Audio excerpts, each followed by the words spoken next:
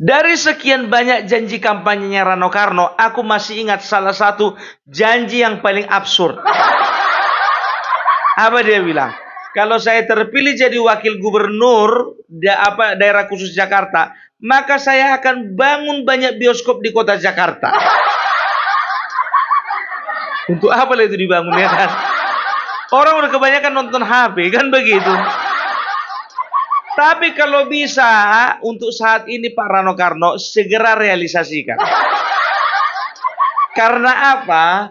Karena sekarang kan Jakarta sedang dilanda banjir, kan begitu. Nah, masyarakat perlu hiburan.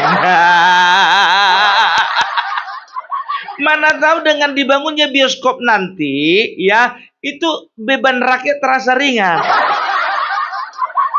Ya Pak Rano ya, mudah-mudahan terrealisasi cepat. Sekarang biar tahu kalian, kalau kalian tengok di TikTok, di YouTube, di Facebook, di mana-mana, sekarang itu sedang menampilkan bagaimana Jakarta sedang dilanda banjir. Jujur ku bilang, kalau aku tidak akan mungkin ketawa dengan penderitaan masyarakat kota Jakarta, tapi aku ketawa dengan pilihan mereka. Apa hubungannya rupanya, Pung? Masalah pilihan kau bawa ke sini. Jadi begini, ya kan? Ya, Jakarta itu adalah kota di mana setiap tahun 17 cm atau 6,7 inci ya, itu mengalami penurunan. Ingat ya, 17 cm per tahun. Ya, bayangkan kalian, kalau misalnya 10 tahun berarti itu sekitar 1,7 meter. Jadi diperkirakan bahwasannya Indonesia menurut penelitian 2050 jangan pernah ada yang namanya kota Jakarta. Ya, itu dia. Ini bukan mengada-ada. Aku sudah observasi, ya. Dan kita lihat di TikTok itu ada tanggul jebol, ya. Penurunan dataran itu mengakibatkan air laut itu dengan mudahnya masuk ke dalam wilayah daratan. Sekarang itu air laut itu lebih tinggi daripada daratan. Iya kan? Kayak Belanda. Kan begitu, ya. Jadi sebetulnya karena memang kemarin tahun politik, ya, ada seorang calon gubernur, seorang arsitek menyodorkan kepada rakyat Jakarta bahwasanya solusi terbaik untuk mengatasi masalah banjir adalah bersama-sama dengan pemerintah pusat membangun giant sea wall atau bisa dikatakan dengan tanggul laut raksasa. Kan begitu, ya. Jadi belajar dari Belanda dan juga Korea Selatan bahwasanya mereka itu datarannya itu lebih rendah daripada laut, ya. Jadi mereka membangun tembok raksasa. Karena apa? Karena memang ini salah satu dan bisa dikatakan ini satu-satunya solusi yang paling tepat, kan begitu. Nah, ini kacamata seorang arsitek berbeda dengan kacamata seorang pemain sinetron. Kalau pemain sinetron menganggap bahwa segala sesuatunya itu akan bisa diatasi dengan doa. Ya kan? Ya bukannya aku larang berdoa. Enggak, aku pun juga manusia bertuhannya. Tapi sekarang bisa nggak didoakan supaya dataran Jakarta itu naik lagi? Kan enggak. Gitu loh. Jadi perlu solusi teknis ya untuk kota Jakarta, bukan solusi spiritual. Apalagi solusi-solusi nggak masuk akal seperti membangun bioskop. Ini zaman berapa, tahun berapa sih? Zaman apa sih? Kok ngomongin bioskop? Jadi Ridwan Kamil hadir dengan sebuah solusi bagaimana supaya Jakarta tidak lagi banjir, kan begitu. Nah, datang wakil gubernur terpilih sekarang mengatakan apa? Apa itu giant sea wall? Apa itu giant sea wall? Udahlah, kita nggak usah terlalu besar lah bicara tentang itu karena itu proyek nasional. Kita bicarakan aja dulu bagaimana got-got dan juga mengatasi macet. Ku bilang samamu, tidak akan terjadi macet kalau ada banjir. Karena masyarakat nggak akan terlalu bodoh bawa mobilnya kalau banjir. Kan begitu, Bapak. Itulah makanya aku bilang, ya, Jadi ini solusi Bapak Ridwan Kamil waktu itu disodorkan kepada masyarakat supaya masyarakat itu terbuka matanya, melek mereka ya, memilih pemimpin yang akan merealisasikan solusi terbaik untuk kota mereka. Tapi sayangnya 50% menolak Giant Sea Wall dan lebih memilih bioskop dibangun di mana-mana. Ya, sekarang rasakanlah. Nikmati kalian janji-janjinya si Rano Karno itu. Mananya kau ngeri kali kayak gitu kau. Namanya juga alam. Justru karena alam itu bertindak tidak tergantung siapa gubernurnya. Jadi gubernur yang bijaksana adalah gubernur yang bisa mengatasi permasalahan yang ditimbulkan oleh alam terhadap kota ataupun provinsi yang dipimpinnya. Kan begitu. Kalau misalnya sebuah provinsi ya itu lebih lebih katakanlah lebih dominan gurun pasir, katakanlah dulu di Indonesia ini memang nggak ada gurun pasir. Kalau ada gubernur ya yang menyodorkan bahwasannya kita akan bangun daerah seperti Abu Dhabi, walaupun gurun pasir tapi air berlimpah, kita akan kelola bagaimana mengelola air laut menjadi air tawar dan segala macam. Nah, satu lagi ya, ini udah gurun pasir nih, apa dibilangnya? Kita akan membuat olahraga voli pantai. Di setiap kabupaten kita akan bikin pertandingan voli pantai setiap bulan. Jadi kalau dianalogikan seperti itu, gitu loh. Solusinya itu menurut kalian? Tapi sayangnya 50,07% lebih suka nonton bioskop daripada mengatasi banjir. Kan begitu, itu kenyataan kan? Itu, jadi ini tidak mengada-ada. Ya, jadi program atau misalnya konsep pembangunan Giant Sea Wall ini bukan konsep yang diciptakan oleh Ridwan Kamil sendiri. Ini sudah ada di zamannya Fauzi Bowo. Kapan itu zamannya Fauzi Bowo? Tahun 2007. 2007, coba bayangkan kalian, udah berapa tahun itu? 2007, sekarang sudah 2024. Sudah 17 tahun yang lalu. Ya, jadi Fauzi Bowo ketika itu ya dia ingin bekerja sama dengan pemerintah pusat ya untuk membangun sebuah Giant Sea Wall. Cuman masalahnya masyarakat kebanyakan berpikir bahwasannya ya ini adalah proyek raksasa, maka akan ada korupsi yang dilakukan oleh beberapa pejabat atau bahkan beberapa partai politik untuk masuk di dalam proyek Sea Wall itu. Loh, kenapa partai politik pun? Kan begini, yang namanya proyek raksasa seperti itu pasti akan ada persetujuan dari DPR. Kan begitu. DPR itu perwakilan siapa? Perwakilan partai politik. Sebetulnya bukan perwakilan rakyat sepenuhnya itu.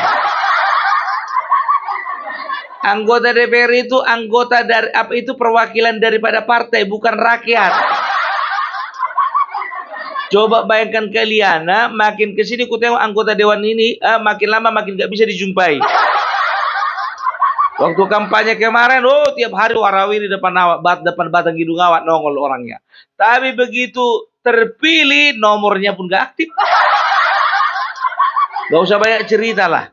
Kan begitu ya. Jadi mendapatkan perlawanan dari masyarakat dan juga orang yang memanfaatkan momen itu untuk cari nama, mengatakan bahwasanya ini adalah proyek proyek liberal ya. Jadi ini proyek-proyek oligarki kan begitu ya. Sudahlah seperti itu ya. Dan waktu Bapak Joko Widodo ternyata tahun 2014 Bapak Joko Widodo terpilih menjadi presiden dan 2016 dia berencana akan membangun Sea Wall bersama dengan pemerintah kota Jakarta.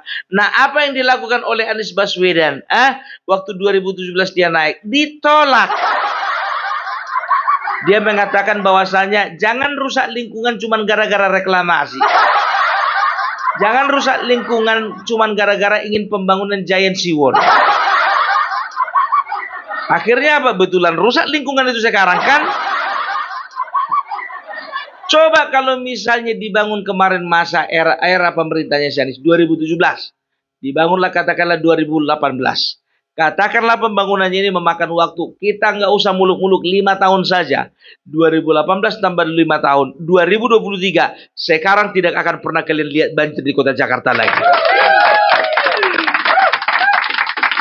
Tapi udah terlanjur. Udah lewat masanya. Coba bayangkan kalian, apa ndak kasihan kita ngelihat kawan-kawan kita yang di Jakarta itu yang mengangkati kulkas di atas tempat tidur.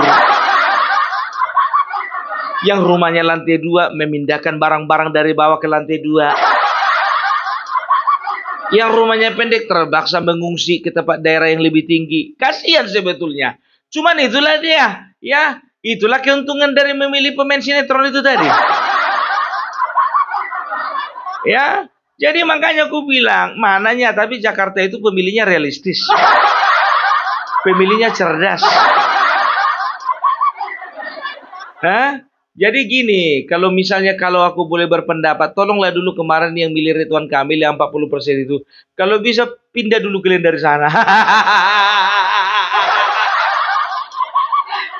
Tinggalkan kalianlah Jakarta yang muteng kelam itu. Hah? Tapi yakin aku, kalau memang seperti ini terus-menerus di dalam beberapa bulan, nyerah juga nanti itu Pramono Anung dan juga Rano Karno. Oke lah kalau kayak gitu kita akan anggap, kita akan pikirkan bagaimana membangun Siwol ini kan begitu. Padahal Rano Karno muncungnya itu mengatakan apa? Wah, saya tahu proyek Siwol, saya tahu proyek Giant Siwol, Tapi nggak usah kita pikirkan itu proyek nasional itu. Itu betul memang proyek nasional. Tapi bagaimana sebuah proyek nasional itu bisa berjalan kalau tidak ada sokongan dari pemerintah provinsi? Kan itu yang terjadi waktu zamannya Anies Baswedan. Kan begitu. Nah sekarang gini aja lah Bapak Rano Karno. Sekarang tolong pesan dulu material dari luar negeri biar kau bikin dulu bioskop banyak-banyak di Jakarta. Ini rakyat butuh hiburan ini. Udah capek lo ngangkati barang. Tolonglah dibikin bioskopnya itu. Kalau bisa bioskopnya itu di lantai 5 biar jangan terasa banjirnya gitu. Bikin 5 lantai, ya kan bioskop. Kan janjimu itu bilang banyak kan, bukan cuma 1-2, banyak. Gitu dia. Jadi itu, aduh kalian disodorkan seorang pemimpin yang punya kemampuan di dalam menata kota, itu kan bagian dari tata kota. Ini kalian tolak, kalian lebih cocok pemain sinetron kalian pilih. Tapi itulah dia, jujur aja aku bilang, kalau yang namanya Bapak Ridwan Kamil, jujur aja, sekarang itu udah nggak terbeban lagi. Karena apa? Karena dia akan fokus di IKN.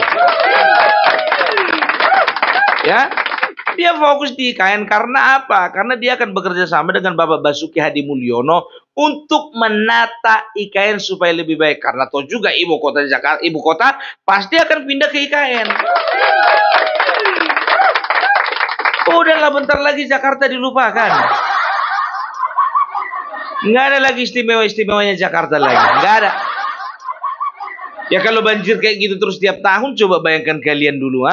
Apa nggak repot itu? Musim hujan sekali setahun memang. Ya tapi sekali setahun berapa bulan? 3 bulan.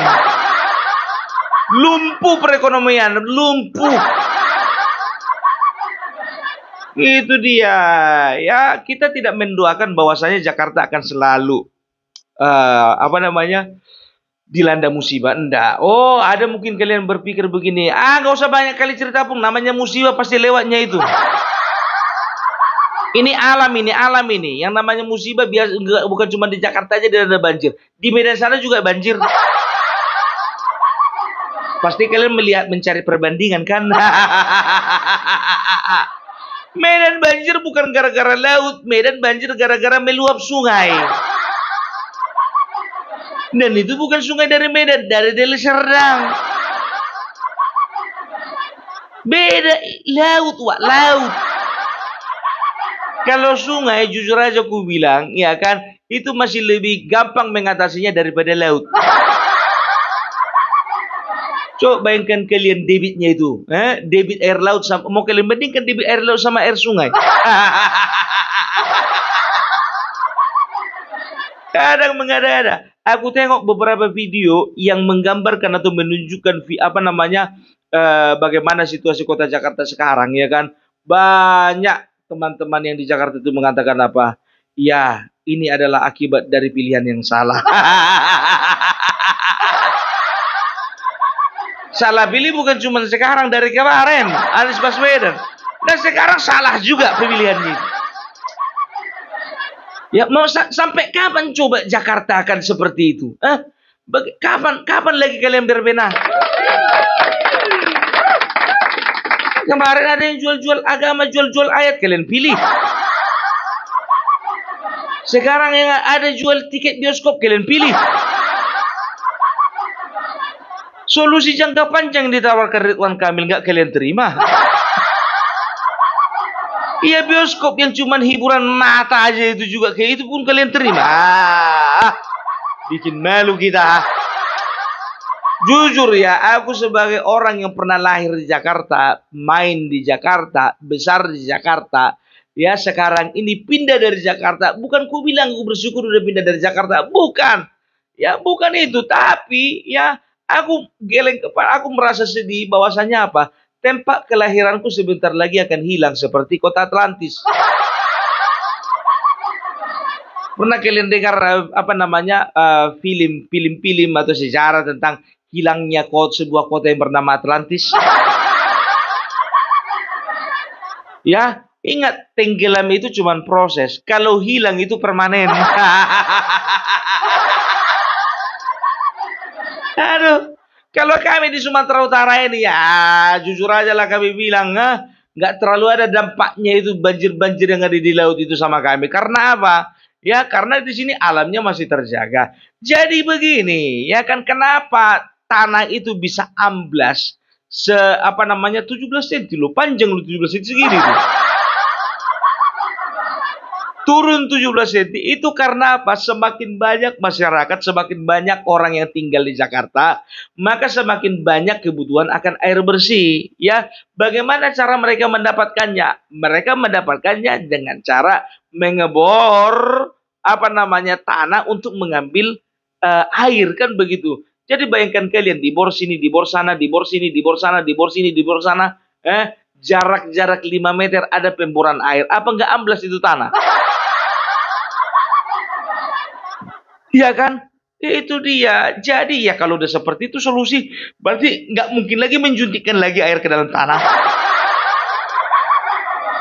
Jadi satu-satunya cara yang bisa kita adopsi dari negara Belanda dan juga negara Korea Selatan adalah membangun giant sea wall atau tanggul laut raksasa. Udah cuman itu solusinya. Ya, jadi gini, belum ada kata terlambat ya. Mudah-mudahan Bapak Pramono, nggak usah diajak-ajak diskusi Bapak Rano Karno itu, nggak usah. Mudah-mudahan Bapak Pramono Anung lebih jernih wawasannya dan lebih jernih ya programnya daripada Rano Karno ya. Jadi mudah-mudahan ya Bapak Pramono Anung bekerja sama atau bersinergi dengan pemerintah pusat ya, sama-sama memikirkan bagaimana membangun seawall, kan begitu. Kalau aku optimis, kalau Pramono Anung ini lebih logis pikirannya ini daripada Rano Karno. Betul. Iya, ya, dan juga bisa dikatakan ya, sejauh ini hubungan beliau pun juga dengan Bapak Prabowo kan baik-baik saja. Kalau aku katakan ya, udahlah. Ini menjadi pelajaran bagi warga Jakarta. Kalau memang masih nggak mau lagi belajar kalian tahun 2009 memilih siapa gubernur yang kalian yang cocok, nggak ngerti lagi apa. Ya, pelajaran nanti ke depannya. Kalau ada yang jualan arsitek sama pemain sinetron, jangan lagi pemilih pemain sinetron ya. Oke? Iya, itu dulu dari Opung Parbelak. Salam NKRI, NKRI harga mati. Oh iya, mohon maaf untuk video-videonya aku nggak tampilkan ya. Karena apa? Kayaknya bagiku kurang cocok aja ya. menampilkan video orang yang sedang dilanda bencana, sementara aku ketawa-ketawa di sini. Padahal aku berbicara dari sudut pandang politiknya. Oke? Jadi jangan salah paham dengan isi konten dari Pumpar Belak. Bukan ingin mencaci, bukan ingin meledek, bukan ingin menghina, bukan ingin menertawai masyarakat yang sedang mengalami musibah, bukan ya. Kita berbicara dari sudut pandang politik. Oke? Salam Parbelak, salam NKRI. NKRI harga mati sekali lagi.